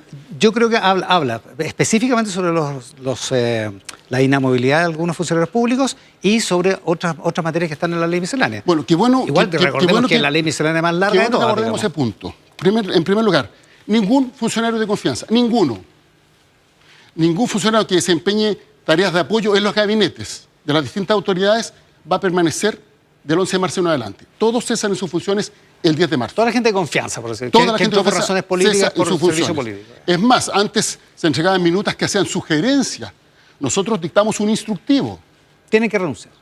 Exacto. Y además, en la ley de reajuste a la cual esto hace referencia, hay un artículo expreso que así lo establece. Entonces, por tanto, ninguna persona que haya ingresado al gobierno porque adhiere o adhería a la propuesta programática del presidente Boric y quería colaborar en un puesto de confianza o de apoyo directo de los gabinetes, va a permanecer más allá del mandato del presidente Boric, que vence el 11 de marzo. La crítica que hacen en la derecha a Respecto ese de la- punto ¿sí? es que la ley trata de reponer el concepto de confianza legítima que está judicializada, básicamente está en tribunales, porque la Contraloría ha dicho, mientras esté en tribunales, yo no me voy a meter. Y ese concepto de confianza legítima, que está en discusión, se hacía para 5 años. ¿Por qué se hacía para 5 años en el criterio del Contralor anterior? Porque abarcaba se 2 aplicaba periodos de gobierno. No, el criterio se aplicaba para 2 años. Ministro, era para 5 años porque aplicaba Después hubo un cambio dos jurisprudencial gobiernos. para los 5 años, Ya, pero se aplicaba para 2. para que aplicara para 2 Pero se gobiernos. aplicaba para 2. Pero es No, se aplicaba para 2 años. Pero ¿es sensato que se aplique o sea, para 2 años? La segunda renovación. O sea, No. lo que usted plantea- nombra no, a una no. persona el 30 de diciembre del año pasado, lo nombra por razones No, políticas, vamos a ese y se punto. tiene que Sí. y para echarlo, el gobierno que sigue, que es de otro signo, tiene que echarlo con un sumario. Muy buena pregunta. Lo que se establece Gracias, ministro. en el proyecto de ley de reajuste es que finalmente un acto de desvinculación debe ser fundado. Claro. Porque todos los actos de la administración deben ser fundados.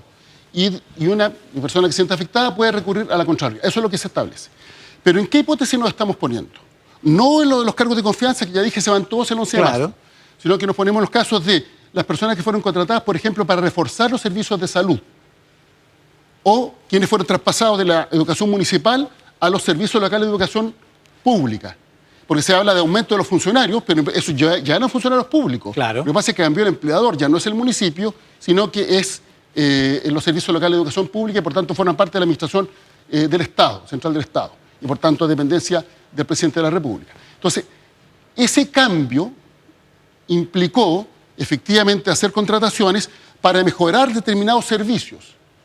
Esas personas no ingresaron por razones políticas. Ni siquiera sabemos qué es lo que piensan políticamente. O sea, si usted contrata a un médico necesariamente. o contrata a un TENS, usted no sabe lo que piensa políticamente, si lo contrata en la medida que sea bueno para hacer ese trabajo. Se supone que sí, que tiene que ser así. Ese es el digamos. sentido. Ya. Entonces, respecto de ello, obviamente, Si eso es así, se ¿por qué hay que aplicaría protegerlos por esta una ley? disposición. ¿Por qué hay que protegerlos por una ley si eso es así? Porque se señaló reiteradamente que aquí iba a haber una especie como de racia y por tanto las asociaciones de funcionarios le hicieron una petición al gobierno y el gobierno la acogió. No es una idea que haya salido del gobierno y se ha pretendido construir la idea de que nosotros estamos por amarrar a funcionarios de confianza cuando por primera vez, Iván, esto es muy importante, desde que recuperamos la democracia en el año 90, hay un instructivo explícito del gobierno que indica lo contrario, todo se va en el 11 de marzo, y adicionalmente, dentro de la ley de reajuste, se incorpora un artículo que le da rango legal a este instructivo. Eso no había ocurrido nunca. Entonces, por tanto, no hay ninguna voluntad, todo lo contrario del gobierno, de que se queden en cargos de confianza o de apoyo directo en los gabinetes quienes se incorporaban a la gestión pública porque adherían al gobierno y obviamente las nuevas autoridades tendrán plena libertad para en esos ámbitos contratar a aquellos que les merecen confianza. Pero cuestión distinta es el funcionario que está hoy día atendiendo en un servicio de salud. Esto es bien probable que se rechace. Puede ocurrir.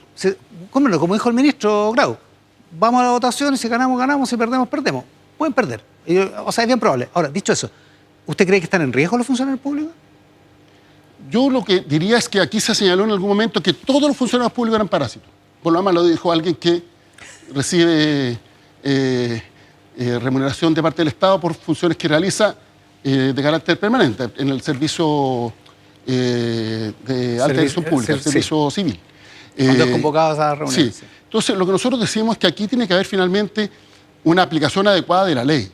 Si un funcionario obviamente no rinde, no trabaja, comete algún tipo de infracción, obviamente tiene que ser desvinculado y eso se hace a través de un acto administrativo que debe estar fundado. Pero respecto del funcionario que está haciendo su trabajo, insisto, en un servicio de salud, ¿por qué habría de ponérsele término a su vínculo solo por el hecho que ingresó a trabajar bajo un determinado gobierno? Porque se respetó a los que ingresaron en los gobiernos anteriores también y no lo hacían por adhesión política, sino que lo hacían porque el Estado necesitaba más funcionarios, muchas veces altamente calificados, para desempeñar determinadas tareas. Hay otra crítica que es más ideológica, que es la ampliación de giro para Correos de Chile. ¿Por qué tiene que ampliar el giro Correos de Chile? Porque si no, no sobrevive. Pero además porque creemos que es una empresa fundamental desde el punto de vista de la soberanía, desde el punto de vista estratégico, y de esa perspectiva nos ha parecido prudente que se amplíe su giro. Pero tiene sentido que sea una discusión más profunda, ¿no? O sea, digo, que no sea parte de una ley miscelánea que se aprueba rápidamente. Pero se acostumbra en la ley de presupuesto incorporar un número significativo de artículos.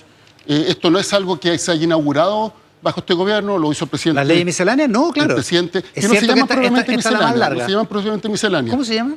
Lo que pasa es que son leyes que regulan simultáneamente distintas materias y obviamente la discusión, perdón, no es el presupuesto, de la ley de reajuste permite que se hagan en un tiempo acotado. Pero se ha hecho en reiterados gobiernos, estamos hablando de gobiernos antes que eran 100 artículos por lo menos, que incorporaban distintas materias, y bueno, de acuerdo a su mérito, el Congreso la aprueba o la rechaza. Ya, oiga, otra cosa. ¿Qué va a pasar? No es una novedad. No, yo sé que no, sé que esta es más larga y que se tramita más tarde, pero bueno. Las reformas políticas, ¿qué va a pasar?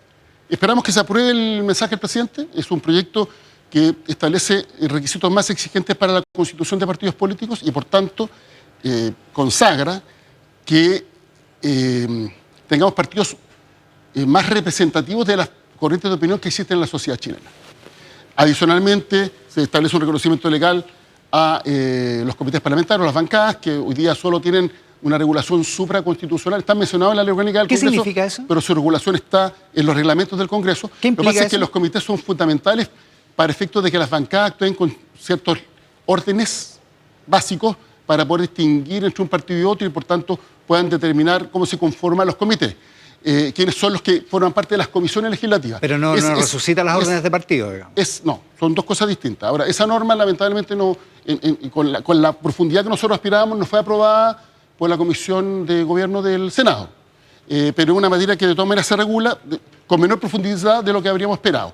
Y en tercer lugar, se establece el fin de financiamiento a partidos que reciben plata pública por el solo hecho de constituirse.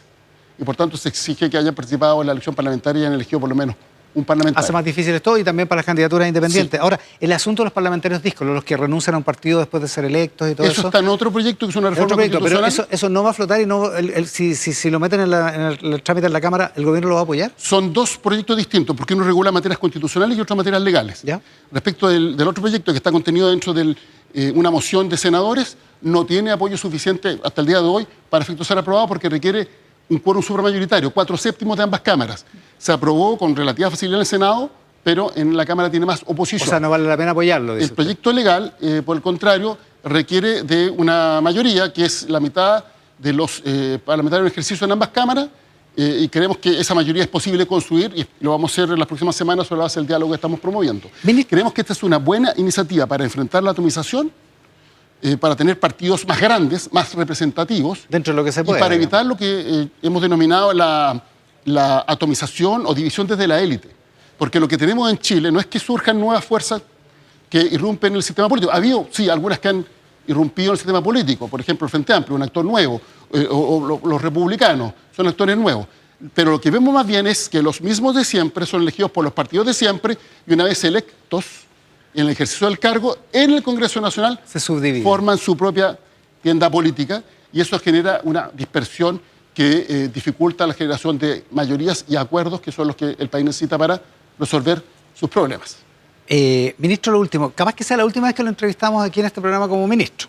Puede ser. Capaz, pero bueno, dicho eso, le quiero preguntar por la reflexión que empieza ahora en la izquierda, en su sector. El presidente dice en la entrevista hoy día del diario El País, nuestra ocupación tiene que ser volver a ser mayoritarios. Y dice, la izquierda que le echa la culpa a los demás de sus problemas se termina diluyendo. Algo parecido dice Janet Jara ayer en las primeras declaraciones que da desde la segunda vuelta. ¿Por dónde piensa usted que tiene que ir esta reflexión? ¿Qué piensa usted que tiene que ser el motor principal de esta reflexión de la izquierda? Al respecto, dos comentarios. Primero, comparto lo que plantea tanto Janet Jara como el presidente de la República. Y finalmente hay que hacer una revisión o un análisis autocrítico respecto de qué cosas se pueden hacer mejor y cómo finalmente defender de mejor forma nuestras ideas para avanzar en un país con una mejor democracia, con menos desigualdades. O sea que no todo es culpa del adversario, como dice el presidente. Por cierto que cada uno tiene que hacerse cargo de lo que le corresponde. Pero el análisis profundo, si quiere usted me invita del 11 de marzo en adelante.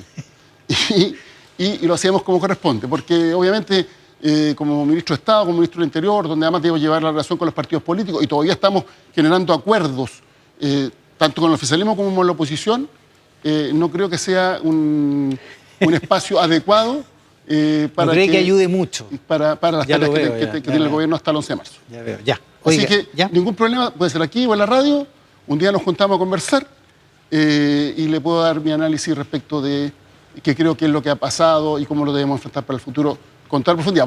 ¿Por qué digo esto? Porque así como hay que ser autocrítico, también hay que hacer una descripción de lo que pasa. Y alguien podría eventualmente sentirse ofendido en el oficialismo o también en la oposición. Y la tarea que tenemos nosotros es generar acuerdos. La verdad es que la oposición probablemente se sientan ofendidos por algunas cosas que dijo. Pero bueno, ministro, muchas gracias por la gentileza. Lo que he hecho es defender un principio básico, que el debate político debe realizarse sobre la base de la verdad. Y la democracia tiene una serie de pilares sobre los cuales se construye. Uno es la libertad de expresión, pero otro también es que el debate sea sobre datos veraces y no sobre invenciones o falsedades. Ministro, eso le hace daño a la democracia. Muchas gracias por la gentileza de estar acá. Que esté muy bien. Con el ministro del Interior, Álvaro Elizalde, esta mañana acá en Mesa Central, por la pantalla del 13, en simultáneo con T13 en vivo y con Tele 13 Radio. Los teléfonos están hablando solos aquí porque la inteligencia artificial es así. Vamos a la pausa y volvemos. El diputado y presidente del Partido Nacional Libertario, Johannes Kaiser, a esta hora aquí en Mesa Central. Diputado, muchas gracias por la gentileza de estar acá. Buenos días. Muchas gracias por la invitación. Un placer poder acompañarlo. ¿Definió el Partido Nacional Libertario que usted preside si va a entrar al gobierno de José Antonio Kast o no? No, no lo hemos definido porque todavía no tenemos tampoco una base sobre la cual tomar definiciones. ¿Cómo una base?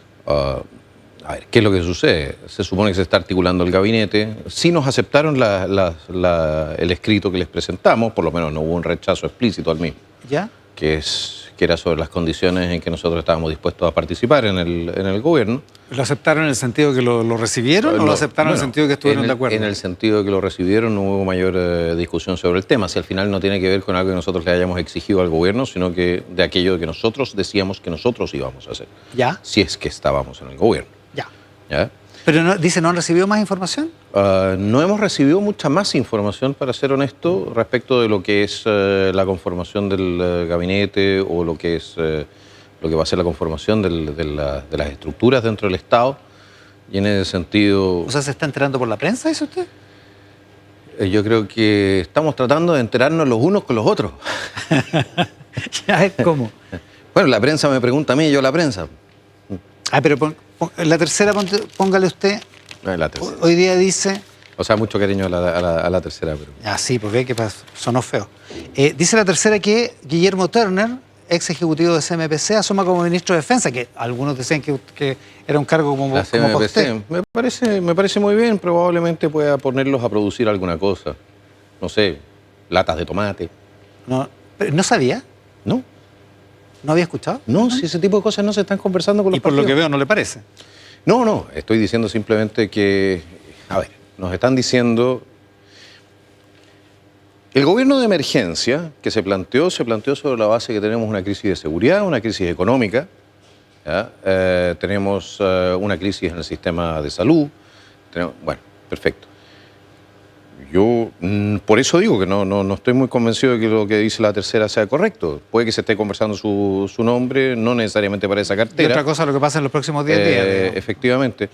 Pero me sorprendería mucho, porque en defensa uno esperaría a alguien que tuviese algo de experiencia en esa materia. Ya, en ese sentido. Te digo. Ahora... Sí, no va a poner, no sé, con todo el respeto, pero no va a poner un sociólogo en defensa. ¿Qué lógica tendría? Dicho eso, y tomando en consideración que entre todas las especulaciones se especuló sobre su nombre para el Ministerio de Defensa, usted, independientemente del Partido Nacional Libertario, ¿usted ha tomado una decisión respecto a esto? Yo no he tomado una decisión, yo creo que, a ver, yo le voy a hacer las cosas mucho más sencillas a la prensa, se lo voy a hacer también al... Déjenme de lado, sí, punto. ¿Para qué? No va a estar. No, ¿para qué? ¿Para qué? No va a estar, vamos no va a a generar, ministro. se están generando puras especulaciones que lo que están haciendo es probablemente hacer más difícil el trabajo del equipo del presidente Kast. Así que me dejan tranquilo, y así no hay mayores discusiones tampoco sobre mi persona. Perdón, para ser más claro, ¿no va a ser ministro de No, Kast? ¿para qué? No va a ser. No. Punto. Se acabó. Y se acabó la discusión. Se acabó. ¿Por qué? Porque, mire, si yo hubiese sido en algún momento una persona interesante para ser ministro, ya habrían hablado conmigo. Entonces lo único que queda son especulaciones. Y yo Pero usted se juntó con el presidente electo. Sí, y no me lo planteó, no me planteó la oferta de ser ministro. Y en ese sentido, yo lo que creo que es correcto es terminar con las especulaciones. ¿No le planteó la oferta de ser ministro? ¿Le planteó otra cosa? No, a mí personalmente no, y tampoco le pedí. ¿No? Yo no le he pedido nada, y él no me ha ofrecido nada, y en ese sentido, supongo que el mínimo común denominador es nada. Es que no pasa nada. Exactamente. Ya, o sea, no va a ser ministro de José Antonio Kast. Estamos claros. Otra cosa es si entra al Partido Nacional Libertario. Otra cosa es si entra al Partido Nacional Libertario, y eso lo vamos a ver de la mano de lo que es entonces la oferta que se nos haga al final. Porque nosotros no tenemos... Porque hasta ahora no han tenido... Hasta el momento nosotros no tenemos una definición respecto de cuál sería el rol que jugaría el Partido Nacional Libertario. Y como yo no tengo una definición respecto del rol que jugaría el Partido Nacional Libertario, no puedo ir donde mi Consejo General, no puedo ir donde mi directiva, no les puedo decir, oigan, esto es lo que nos están ofreciendo. Sobre esa base... Y si no entran al gobierno, ¿cómo ve la acción del Partido? El Partido Nacional Libertario tiene 8 diputados y un senador, una senadora. ¿Cómo ve al Partido Nacional Libertario si es que no entra al gobierno? Bueno, el Partido Nacional Libertario va a hacer aquello que cree que es mejor para la patria. Y va a defender sus principios, y va a criticar ahí donde considere que tiene que criticar, y va a apoyar ahí donde considere que tiene que apoyar. Vamos a ser entonces un partido que está fuera del gobierno, punto. Eso es. ¿En oposición al gobierno? Fuera del gobierno. Ya, en oposición a las cosas que no les gusten. Pero lógico, ¿no? Esa es la posición Ese del sería Partido el Nacional tamiz Libertario. si es que no entra, si es que definen... esa sería la posición. Si estamos dentro del gobierno, vamos a tratar de cooperar igualmente. Y probablemente también critiquemos si encontramos que hay algo malo que le hagamos. ¿Y le acomoda entrar, que su partido, entre al gobierno, estando en el gobierno gente de Chile Vamos, gente de Amarillo, gente de Demócrata? ¿Le acomoda? Mire, a mí lo que me interesa es si vamos a avanzar con la agenda que se nos ha planteado, que es la agenda de emergencia o no. Si el gobierno avanza en la solución de esos problemas, nosotros vamos a ayudar en la solución de esos problemas. Es que ahí no entiendo, porque mire, usted estuvo en un podcast con Felipe Cas, con el Senado. Sí. Y ahí le dijo, ¿cómo voy a votar por un gobierno que me va a mandar a la ley de presupuesto el financiamiento del INDH? Y ahí tenemos un problema serio. Ya, pero eso no tiene nada que ver con el gobierno de emergencia, po. No. Pero entonces, ¿por qué me manda el INDH financiado? Y sí tiene algo que ver con el gobierno de emergencia, el INDH. ¿En qué sentido? El INDH tiene miles de querellas presentadas contra Carabineros. El INDH fue la institución que visó los indultos de Boric. El INDH, de la mano de su actual presidente, De Jelko Ljubetich. exactamente, ya planteó que iba a empezar a impulsar la agenda de derechos humanos de tercera generación, que no tiene nada que ver con la Declaración de Derechos Humanos de la Carta de Naciones Unidas, que tiene que ver con el derecho a la vivienda y cosas por el estilo, que en la práctica es una agenda política de izquierda. O sea, ¿usted le quitaría el financiamiento? Yo los dejaría en nada, y si puedo, lo voy a eliminar. En Chile, los que tienen que velar por el cumplimiento de la ley y la protección de los derechos humanos son los tribunales. Ya, pero para eso tiene que ganar las elecciones primero. Dicho eso, Bueno, Kast yo no voy a... Esto no estaba en el proyecto de Kast ni en el programa de Kast. Si está fue el que ganó. No, si está en el proyecto de Kast recuperar la seguridad en Chile, tiene que hacerse cargo de las instituciones que están actuando en contra de los órganos de seguridad y que permanentemente están tratando de actuar también, que por lo demás incluso han violentado la ley. El INDH hace no mucho tiempo atrás, ustedes se acordarán, participó en el ingreso ilegal de personas a nuestro territorio. ¿Por qué? En el norte, si traían gente a través de la frontera. ¿Cómo traían gente? Sí, pero si están las noticias todavía de la época. Entonces, si el INDH es una organización, ¿ya?, que tiene hace algunos aportes, pero en general ha sido extremadamente politizada y es un órgano exclusivamente de extrema izquierda a estas alturas. ¿Por qué íbamos a financiarlo? Nosotros no estamos en esa línea. No estamos en la línea de perseguir a nuestros carabineros. No estamos en la línea de querellar a todo uniformado que salga a defender la ley y la patria. Ahora, dicho todo eso, independientemente si está o no está en el gobierno de emergencia o indirectamente en el gobierno de emergencia, el INDH no es parte de las líneas rojas que planteó en el documento que le aprobó. No, el INDH sí lo entregamos y por ¿sí? lo demás está publicado. ¿Qué más entregaron? Pero si entregamos el documento está en manos de la prensa. No, pero sí, pero le estoy preguntando. Ya, pero entonces tengo que empezar a revisar qué es lo que dice todo el documento. ¿Cómo? Pero más o menos, pero ¿sabe no, cuáles son las líneas rojas? ¿Ministerio de la Mujer? No, el Ministerio de la Mujer, eso es un tema administrativo que le toca al presidente de la República decidir. Pero evidentemente, pero es que el INDH no es un tema administrativo. Ya vi que le molesta. Que no solamente me molesta, le molesta, damas y caballeros, le molesta a miles de carabineros. Le molesta a miles de carabineros que fueron querellados injustamente por esa institución, incluido el Cabo Zamora, el INDH está condenado incluso a pagar costas por realizar lo que se llama una persecución política y está siendo dirigido por gente de extrema izquierda.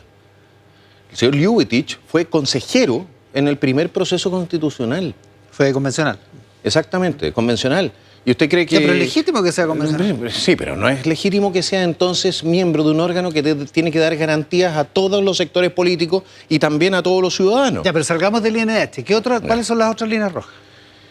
Bueno, nosotros planteamos en su momento que la continuidad de ciertos proyectos de la actual administración y de administraciones anteriores, que nosotros hemos combatido durante esta administración desde el Congreso. La Ley de Educación Sexual Integral. Las directivas del Ministerio, porque la ley no salió. ¿Ya? Pero el Ministerio ha seguido despachando directivas que son inaceptables y que por lo demás pasan por encima de la ley y por la autonomía de los proyectos educativos. 1. 2. El PAIC.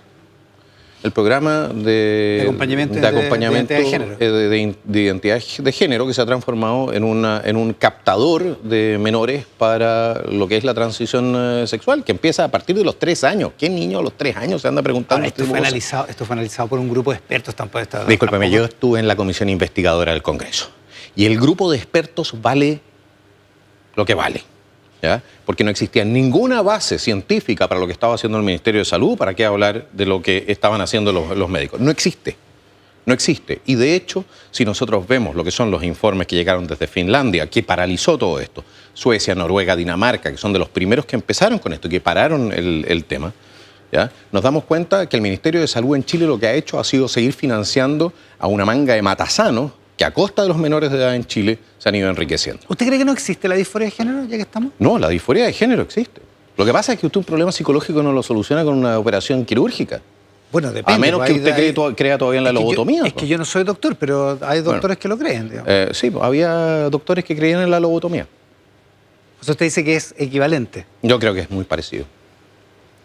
¿Usted sabe que eso impacta fuertemente en las familias de la gente con Sí, lo tengo claro. Y más aún, digo, que les hace daño, daño emocional. Y más aún cuando llegan entonces estos supuestos asistentes y les dicen, oiga, usted opera y hormona a su niño o se va a suicidar. Bueno, hay muchos casos de suicidio. No existe ninguna evidencia empírica de que el no realizar este tipo de intervenciones aumente la suicidalidad. Entonces, si usted tiene las cifras del resto del mundo y usted no se quiere hacer cargo de esas cifras, yo personalmente, como parlamentario y como político, que espero ser un político responsable en Chile, me voy a hacer cargo de la evidencia empírica que sí existe en terceros países para impedir que en Chile se sigan haciendo las barbaridades que se están haciendo.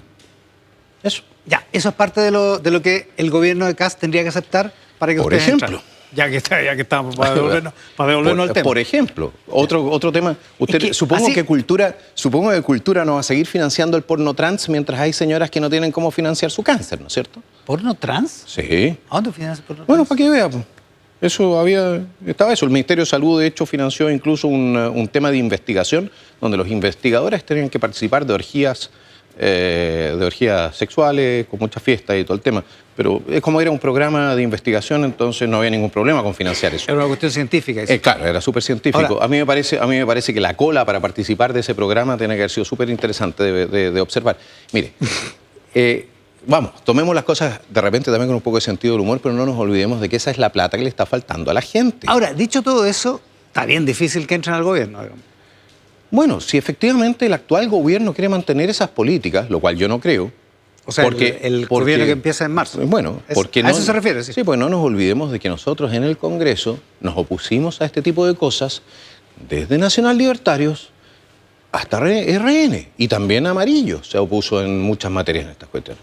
Entonces, cuando yo estoy planteando esto, estoy planteando algo donde ya hubo consenso. Ya, o sea... Y hubo consenso de gestión. No hay por qué cambiar ahora por razones políticas. Claro, porque de conducta. A lo que nosotros nos opusimos como oposición, ¿cómo vamos a estar a favor de ello en gobierno? Sí, eso es todo. Y lo que nosotros dijimos es, bueno, nosotros vamos a estar en contra. Diputado, me parece que fue ese mismo día que fue a la reunión en la OPE, usted habló sobre este fallo de la Corte Suprema del 30 de diciembre, en que se sentencia, por la sentencia, da cumplimiento a la sentencia de una condena de la Corte Interamericana de Derechos Humanos por la aplicación de la figura de la media prescripción. Sí. Y eso afecta, son como 40 personas. No, 14. ¿14? Son 14 personas en una primera instancia. Ya. Que eran las personas a las cuales se les aplicaba. Se le había aplicado ya el beneficio y hay otras que están pendientes entonces que podrían llegar a ser 40. Pero nos aplica a 20 millones de chilenos. El fallo de la Corte Interamericana de Derechos Humanos. Sí. ¿Es verdad que usted piensa en una acusación constitucional? La verdad es que si los magistrados... Mire... Esto es una decisión de la Sala Penal de la Suprema, todo esto. No los hace inmunes, por lo demás ya están querellados por prevaricación. Se está trabajando una querella por prevaricación, que es el delito de la torcida administración de justicia, para quienes no saben de qué se trata, contra la Sala. Mire... Usted puede ser magistrado de la más alta magistratura del país, puede ser presidente de la República, puede ser presidente del Senado, lo que sea, pero usted solamente está facultado a hacer en derecho público aquello que la ley le permite. Lo que usted no puede hacer es pasar sobre norma expresa. Y la norma expresa en Chile dice que, 1, nadie puede ser juzgado si no existe un procedimiento previo para ello. 1. 2, que la cosa juzgada es cosa juzgada. Usted no puede reabrir después de un procedimiento nuevamente el procedimiento a título de cualquier cosa. ¿ya? No, tiene que haber una razón fundada. Exactamente, y no, tiene que haber una razón, no solamente una razón fundada. Ahí existe el recurso, Sí, por y lo demás, la Corte Suprema que es es muy es el recurso de revisión, Sí. ¿ya? Y es ante la misma instancia, ¿ya? Entonces, ¿qué es lo que sucede con este fallo? Más allá de cuáles son las personas afectadas o la razón.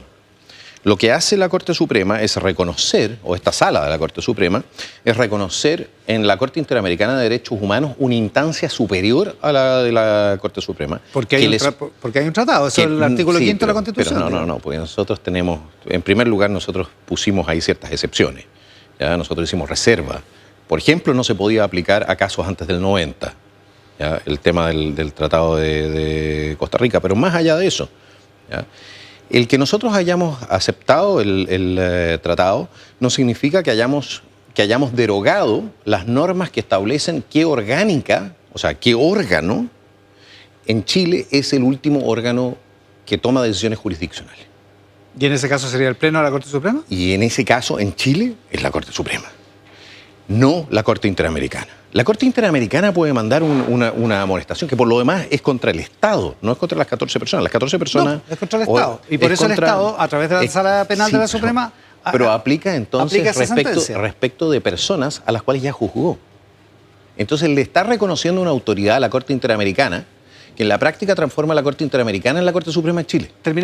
Estamos terminando el tiempo. Y eso, damas y caballeros, significa pasar por encima de nuestra soberanía, de nuestra independencia política. Eso significa que jueces a los cuales nosotros no podemos acusar constitucionalmente, a los cuales no podemos fiscalizar, que están exentos de cualquier tipo de control democrático, pueden venir a determinar qué es lo que se hace en Chile y qué no. ¿Los va a acusar constitucionalmente a los Si jueces de la Sala Penal? si tenemos suficientes antecedentes y estamos haciendo el estudio, evidentemente que estamos obligados a hacerlo. No se equivoquen en una materia. El Partido Nacional Libertario y nosotros cumplimos con la ley y la Constitución. Y la Constitución establece la acusación constitucional respecto de aquellas personas que hayan abusado. Ahora, ya le digo, o hayan... también establece el respeto a los tratados internacionales. Sí, pero los tratados internacionales es la norma, no la orgánica. Usted no puede venir simplemente a ignorar la orgánica. Y no puede pasar la Corte Suprema por encima de la orgánica, no puede tampoco establecer procedimientos que no hayan estado establecidos por ley. O sea, si hay agua en la piscina, acusa.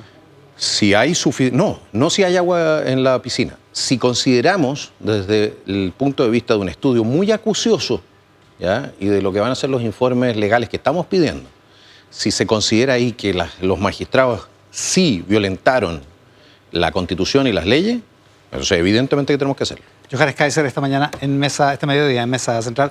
Muchas gracias por la gentileza. Muchas gracias por la invitación. La pausa aquí en Mesa Central también con nuestros... Terminamos este muy noticioso Mesa Central aquí en la pantalla del 13 en simultáneo con T13 en vivo, nuestro canal de noticias y Tele13 Radio. Los dejamos con Andrea Pino y las noticias en Tele13 tarde acá en el 13 y en T13 en vivo. Muchas gracias por estar ahí.